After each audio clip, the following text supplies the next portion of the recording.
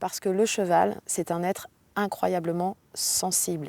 De par son statut d'animal de proie, il est amené à détecter tous les signaux faibles ou forts de son environnement parce que sa survie en dépend. Ça fait de lui en fait un médiateur doté d'une finesse et d'une précision d'analyse exceptionnelle.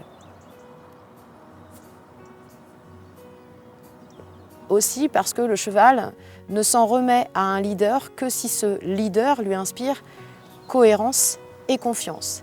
Et c'est comme ça qu'est organisée la société équine. La hiérarchie est une hiérarchie plate, qui est basée en fait sur la reconnaissance de compétences mutuelles. Tel cheval va être capable de détecter le bon coin pour brouter. Tel autre cheval va être capable de jouer la sentinelle et de donner l'alerte en cas de danger.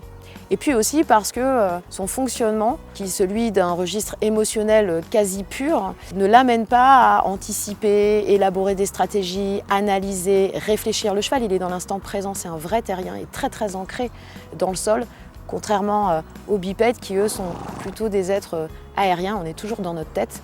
Et donc pourquoi le cheval ? Eh bien pour nous amener juste à habiter notre corps et à sortir de notre mental, à lâcher prise pour enfin faire ce qu'on dit et dire ce qu'on fait. L'équi-coaching est super inclusif. On va utiliser des grands chevaux, des petits chevaux, des poneys, des juments, des mâles. L'essentiel vraiment pour nous, c'est que le cheval soit éduqué et qu'il ait l'habitude d'interagir avec des êtres humains. Les chevaux sont en quelque sorte mes partenaires de travail, mes collègues de travail. Et donc j'ai à cœur que mes associés, comme mes partenaires, comme mes clients, prennent du plaisir aussi à travailler avec moi. Donc je choisis avec beaucoup de rigueur les structures au sein desquelles j'interviens, notamment celle où on se trouve aujourd'hui, qui est une structure qui a à cœur de préserver les besoins physiologiques et sociologiques des animaux qui s'y trouvent. Donc une vie en troupeau, au grand air, ça me paraît être la base.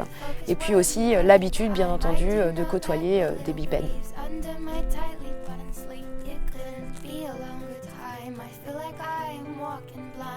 I have no arrival time, there are no legible signs.